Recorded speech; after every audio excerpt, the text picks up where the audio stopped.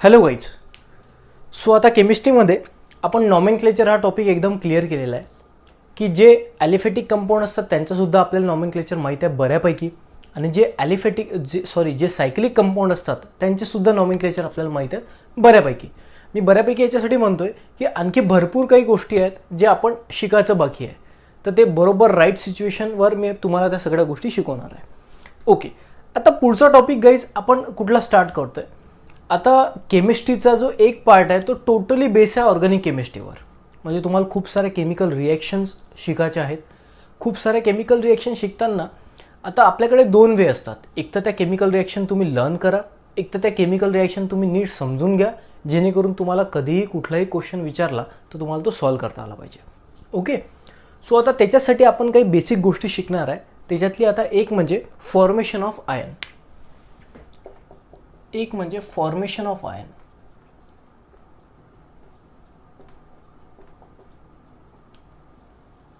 आता केमिस्ट्रीमध्ये आयनचा अर्थ काय असते हे आपण समजून घेऊ. गाईज, कुठल्याही ॲटमवर अगर कुठला पॉझिटिव्ह चार्ज आहे किंवा निगेटिव्ह चार्ज आहे तर आपण त्याला म्हणू की बा हा एक आयन्स आहे, ना की एक ॲटम आहे. जसं फॉर एक्झाम्पल अगर मी तुमच्यासमोर H लिहितो तर तुम्ही म्हणसान हा एक हायड्रोजन ॲटम आहे. अगर मी C लिहितो तर तुम्ही म्हणसान कार्बन ॲटम आहे. अगर मी N लिहिला तर तुम्ही म्हणसान हा नायट्रोजनचा एक एलिमेंट आहे किंवा तुम्ही म्हणसान एक ॲटम आहे. बरोबर आहे. पण आता सपोज आपण एक कुठलाही एलिमेंट एक एलिमेंट उचलू समजण्यासाठी, सपोज कार्बन.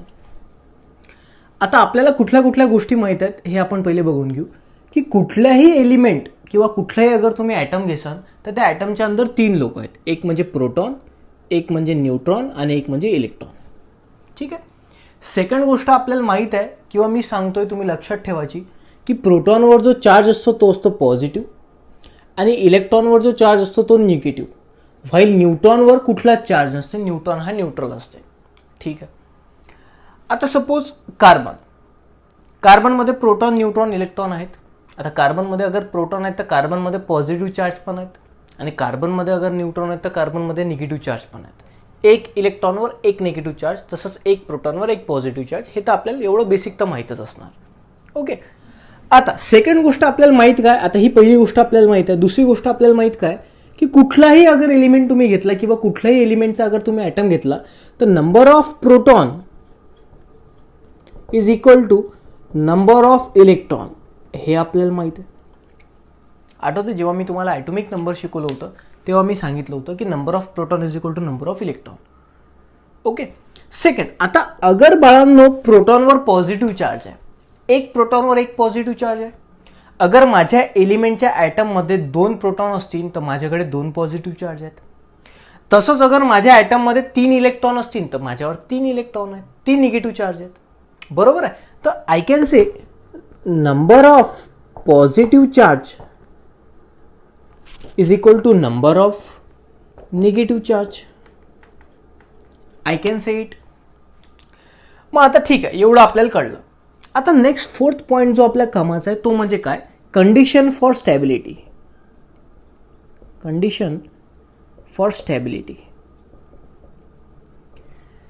आता मी तुम्हाला केमिस्ट्रीची जेव्हा सुरुवात केली होती तेव्हाच मी तुम्हाला सांगितलं होतं की अगर आपल्याला स्टेबल व्हायचं आहे किंवा आपल्याला का स्टेबल व्हायचं आहे हा प्रश्न तुम्ही स्वतःलाच विचारा. तुम्ही स्वतःच उत्तर दिसाल की everybody want to become stable. कोणाला स्टेबल नाही व्हायचं आहे, प्रत्येकाला स्टेबल व्हायचं आहे. तसंच केमिस्ट्रीमध्ये आपल्या एलिमेंटसोबत आहे, प्रत्येक एलिमेंटला स्टेबल व्हायचं आहे. तर आता एक एलिमेंट केव्हा स्टेबल असणार त्यातला एक गोष्ट तर तुम्हाला कळलेली आहे की जेव्हा त्याच्या आउटरमोस्ट शेलमध्ये 8 इलेक्ट्रॉन असतील, म्हणजे ऑक्टेट. आउटरमोस्ट शेलमध्ये अगर 8 इलेक्ट्रॉन असतील त्याला आपण ऑक्टेट म्हणतो. म्हणजे ज्या एलिमेंटचं ऑक्टेट कंप्लीट आहे तो स्टेबल आहे, हे आपण ऑलरेडी शिकलेलो आहोत. तर मी पहिला म्हणतो की स्टेबल होण्यासाठी ऑक्टेट कंप्लीट पाहिजे. ऑक्टेट कंप्लीट म्हणजे आउटरमोस्ट शेलमध्ये 8 इलेक्ट्रॉन. आणि बाळांनो आणखी एक दुसरी कंडिशन आहे. जसं फॉर एक्झाम्पल मी तुम्हाला पहिले एक्झाम्पल देतो, दुसरी कंडिशन सांगतो. आता मला स्टेबल व्हायचं आहे म्हणजे माझ्याकडे पैसे पाहिजेत. आता मी पैसे आणतो बघा कसे. सपोज मला माहिती आहे अगर मला स्टेबल व्हायचं आहे तर माझ्याकडे 1 करोड पाहिजेत. अगर 1 करोड आले तर मी निवांत स्टेबल होऊन जाईल, निवांत लाईफ जगेल. पण आता नीट बघा बाळांनो, माझ्याकडे 1 करोड आले. आता 1 करोड आले म्हणजे मी स्टेबल झालो का, तर तुम्ही म्हणसान हो सर कारण की तुमच्याकडे पैसे आले, तुम्ही स्टेबल आहात. नाही, आता नीट बघा, माझ्याकडे 1 करोड तर आले, पण बाळांनो मी लोन घेतलेलं आहे, लोन घेऊन ते 1 करोड आले. मग आता अगर मी लोन घेतलं, माझ्याकडे 1 करोड आले, तर मला लोन कधी ना कधी तर फेडावं लागेल. R you getting? सपोज माझ्याकडे 50 करोड आहेत, हे तुम्हाला दिसतात माझ्याकडे 50 करोड आहेत. अरे पण माझ्याकडे 50 करोड आले कुठून? मी बँकेतनं लोन घेतलं. तर अगर मी लोन घेतलेलं आहे बँकेतनं 50 करोडचं, तर उलटं मी अनस्टेबल आहे. तर तुम्हाला कळतंय गोष्टी काय आहेत? तर मला म्हणायचं काय की मी स्टेबल स्वतःला तेव्हा म्हणणार जेव्हा माझ्याकडे पैसे तर आहेत आणि माझ्या अंगावर कुठलंच लोन नाही आहे. एक्झॅक्टली केमिस्ट्रीमध्ये आपल्या लाईफसोबत केमिस्ट्रीमध्ये एकदम मिळती जुळती आहे. बघा, म्हणजे असं बोलताना आपण बोलतो जेणेकरून तुम्हाला नीट समजते. जसं फॉर एक्झाम्पल, अगर कुठल्याही एलिमेंटला स्टेबल व्हायचं आहे, तर स्टेबल होण्याच्या कुठल्या कुठल्या कंडिशन आहेत. तर पहिली कंडिशन म्हणजे काय, त्या एलिमेंटच्या आउटर मोस्ट शेलमध्ये 8 इलेक्ट्रॉन तर असायला पाहिजेत.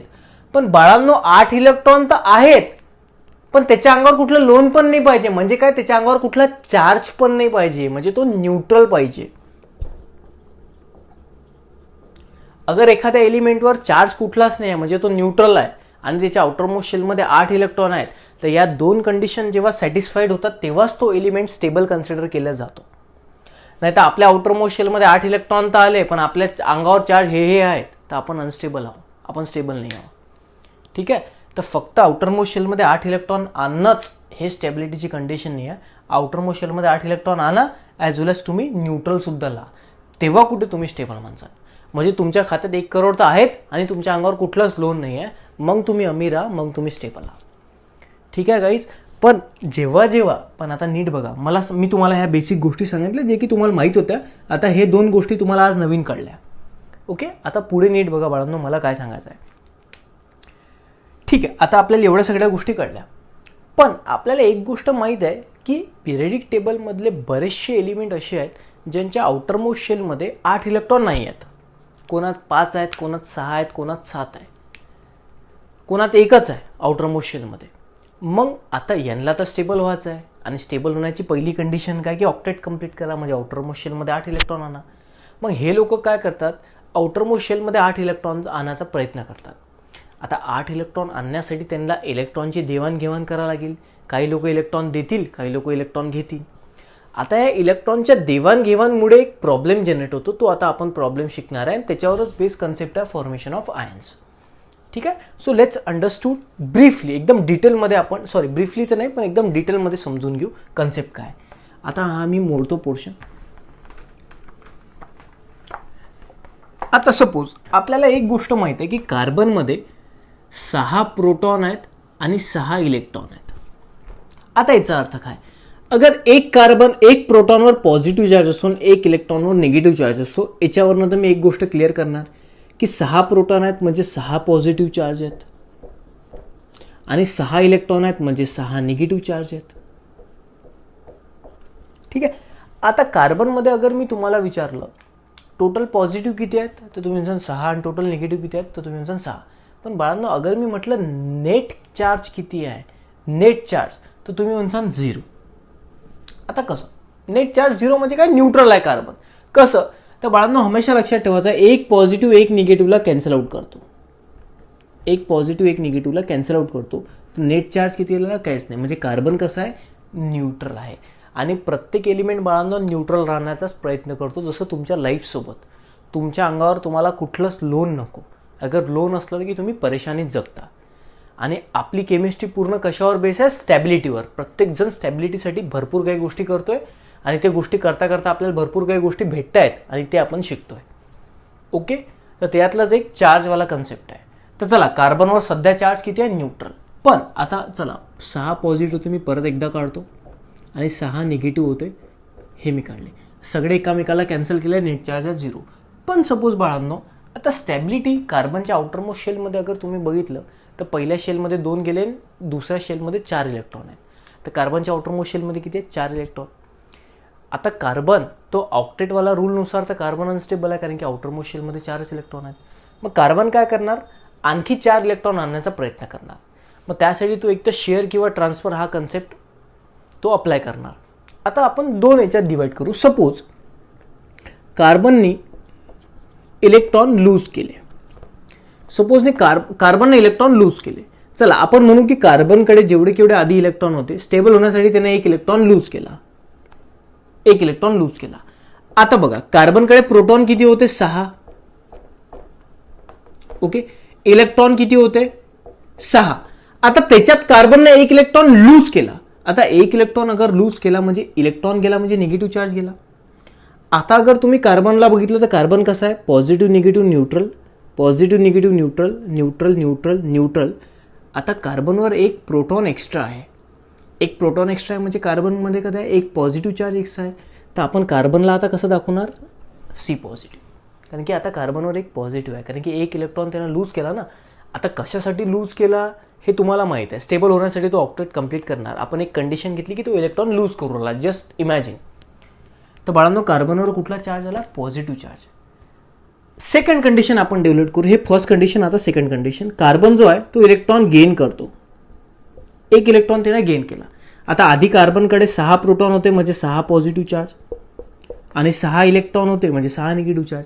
आता त्यानं स्टेबल होण्यासाठी एक इलेक्ट्रॉन गेन केला, काय माहिती आता त्याचं त्याला माहिती. आता एक इलेक्ट्रॉन अगर त्यानं घेतला म्हणजे एक इलेक्ट्रॉन त्याच्यामध्ये ॲड ऑन झाला, म्हणजे टोटल इलेक्ट्रॉन 7 झाले, म्हणजे इलेक्ट्रॉन 7 झाले म्हणजे निगेटिव्ह चार्ज पण 7 झाले. आता तुम्ही कार्बन बघा कसं आहे, positive negative neutral neutral neutral neutral neutral neutral. आता कार्बनवर कुठला चार्ज आहे, निगेटिव्ह चार्ज, कारण की कार्बनमध्ये एक इलेक्ट्रॉन एक्स्ट्रा आहे आणि त्या एका एक्स्ट्रा इलेक्ट्रॉनमुळे कार्बनवर निगेटिव्ह चार्ज आहे, एका एक्स्ट्रा प्रोटॉनमुळे कार्बनवर पॉझिटिव्ह चार्ज आहे. आता प्रोटॉन कधीच कमी नाही होत ना कधीच जास्त होत. पण बाळांनो सपोज माझी हाईट आहे सपोज 5.5 फूट किंवा 5 फूट 8 इंच, सपोज ॲक्च्युअल हाईट आहे माझी 5 फूट 8 इंच. आता माझ्यासमोर अगर 6 फुटाचा माणूस आहे तर माझी हाईट कमी आहे, अगर माझ्यासमोर 5 फुटाचा माणूस आहे तर माझी हाईट जास्त आहे. आता माझी हाईट ना तर वाढली ना तर कमी झाली, माझी हाईट तेवढीच आहे. पण माझी अगर कंपॅरिझन तुम्ही जास्त मोठ्यासोबत करसाल तर माझी हाईट कमी जास्त होणार. एक्झॅक्टली प्रोटॉन तेवढेच आहेत, पण इलेक्ट्रॉनच्या बदलल्यामुळे प्रोटॉन कधी जास्त होतात तर कधी कमी होतात, तेच मला सांगायचं आहे. तर इथे एक प्रोटॉन जास्त होता म्हणून एक कार्बनवर positive charge.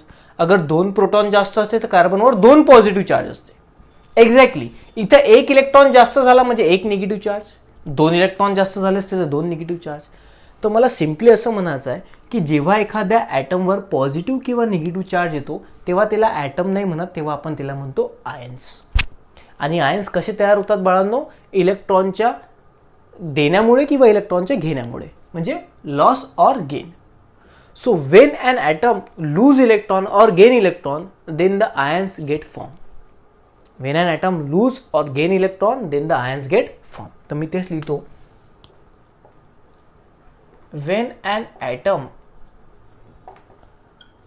loses electron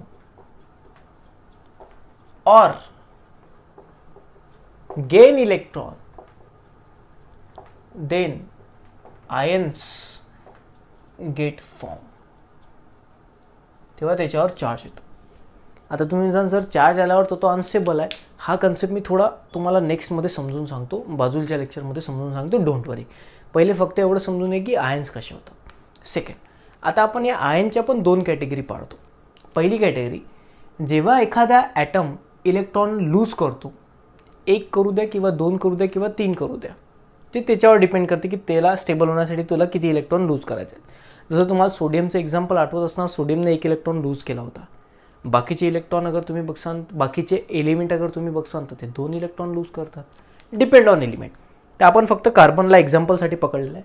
suppose कार्बनने 1 electron lose केला, तर जेव्हा जेव्हा 1 इलेक्ट्रॉन लूज करसान ते इलेक्ट्रॉन कमी झाले, प्रोटॉन वाढले, प्रोटॉन वाढले म्हणजे पॉझिटिव्ह चार्ज वाढले. अगर एक पॉझिटिव्ह चार्ज वाढला तर कार्बनवर पॉझिटिव्ह चार्ज येणार. हा आयन्स तर आहे, पण जेव्हा जेव्हा एखादा ॲटम इलेक्ट्रॉन लूज करतो तेव्हा त्याच्यावर पॉझिटिव्ह चार्ज जनरेट होतो, तेव्हा त्या आयनला आपण नाव देत असतो कटायन. ओके.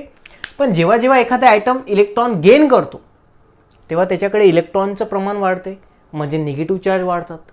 1 इलेक्ट्रॉन वाढला तर 1 निगेटिव्ह चार्ज, 2 इलेक्ट्रॉन वाढले तर 2 निगेटिव्ह चार्ज, म्हणजे त्या ॲटमवर निगेटिव्ह चार्ज येतो. तेव्हा आपण त्या ॲटमला आयन तर म्हणतो, पण त्या आयनला आपण नाव देतो अनायन. तेव्हा त्या ॲटमला आपण नाव देतो अनायन. ठीक आहे गाईज. सो बघा, आयनचे पण 2 कॅटेगरी आहेत, ते मी तुम्हाला सांगितले. आता मी लिहून पण देतो.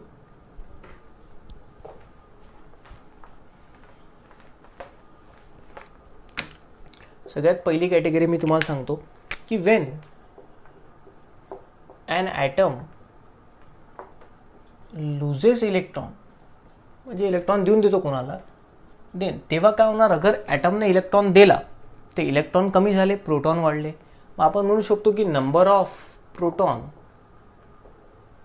जास्त आहेत नंबर ऑफ इलेक्ट्रॉनपेक्षा, कारण की इलेक्ट्रॉन आता आपण दिले ते आपल्याकडे इलेक्ट्रॉन कमी झाले. तर अगर इलेक्ट्रॉन कमी आहेत म्हणजे प्रोटॉन जास्त आहेत, प्रोटॉन जास्त आहेत म्हणजे पॉझिटिव्ह चार्ज जास्त आहेत, तर आपल्या ॲटमवर कुठला चार्ज येणार, प्रोटॉन, पॉझिटिव्ह चार्ज. मग then atom carries positive charge which is known as cation. त्याला बाळांनो आपण कटायन म्हणतो. सिमिलरली आता आपण ॲटमने इलेक्ट्रॉन लूज केला हा कन्सेप्ट बघितला. आता आपण बघू ॲटम इलेक्ट्रॉन गेन करतो. म्हणजे Wien item gain electron,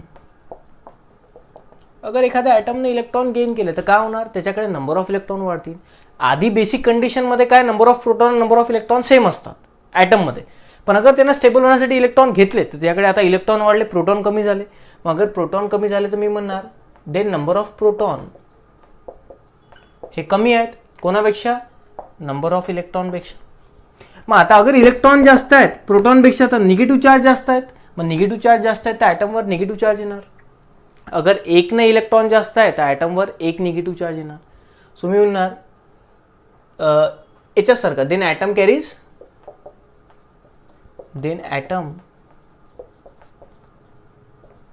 carries negative charge. आणि अगर एखाद्या ॲटमवर निगेटिव्ह चार्ज आहे तो त्याला आयन्स तर तुम्ही म्हणा, पण त्या आयन्सला आपण म्हणतो anion, which is called as किंवा विच इज नोन ॲज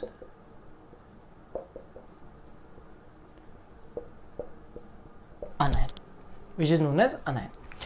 तर गाईज आपण आता तुम्हाला जरी हे माहीत असलं तरी आपण एकदम बेसिकपासून घेतोय सगळ्या गोष्टी. तुम्ही नीट कॉन्सन्ट्रेट करा की आता आपल्याला या लेक्चरमध्ये एक गोष्ट कळली की जर एखाद्या एलिमेंटला किंवा एखाद्या एलिमेंटच्या ॲटमला स्टेबल व्हायचं आहे तर तो दोन गोष्टी फॉलो करणार.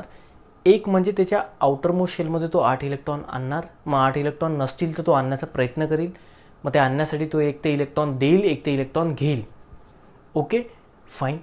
पण सेकंड इम्पॉर्टन्स गोष्ट आहे की जो स्टेबल होण्यासाठी ऑक्टेटवाला रूल तर आहेच, पण सेकंड रूल हा पण आहे की त्याच्यावर कुठला अंगावर चार्ज नको.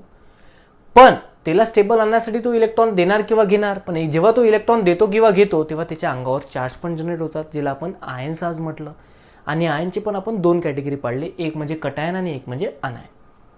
मग आता बघू आपण कटायन आणि अनायन जनरेट झाल्यावर पुढे स्टेप कशी फॉलो होतो, पुढे कशी स्टेप वाढते, कसा त्याच्या अंगावर चार्ज आला तो चार्ज. आता जसं माझ्या अंगावर अगर लोन आहे तर माझा एकच प्रयत्न असणार की माझ्या अंगावरचं लोन मी निपटून टाकणार, बरोबर. आता लोन कसं निपटतात, पैसे देऊन. तसंच आता यांच्या अंगावर चार्ज तर आला पॉझिटिव्ह किंवा निगेटिव्ह, कशासाठी, कारण की यांना स्टेबल व्हायचं होतं, आउटर मोशनमध्ये 8 इलेक्ट्रॉन आणायचे होते. तर यांनी मे बी इलेक्ट्रॉन घेतले किंवा मे बी इलेक्ट्रॉन दिले, पण देऊन घेऊन करून चार्ज आणला अंगावर. आता अंगावर अगर चार्ज आला तर आपल्याला तो चार्ज तर काढायचा आहे. मग ते चार्ज काढण्यासाठी एखादी केमिकल रिॲक्शन घडते. मग ते आता आपण पुढच्या लेक्चरमध्ये बघू. या लेक्चरमध्ये तुम्हाला फॉर्मेशन ऑफ आयन्स कळलं असणार, तर तेच इम्पॉर्टंट आहे. सो काय असतात आयन्स आणि काय असतात कटायन आणि काय असतात अनायन. ओके, अगर हे समजलं नसणार तर मला नक्की कमेंट करून विचारा. Thank you so much.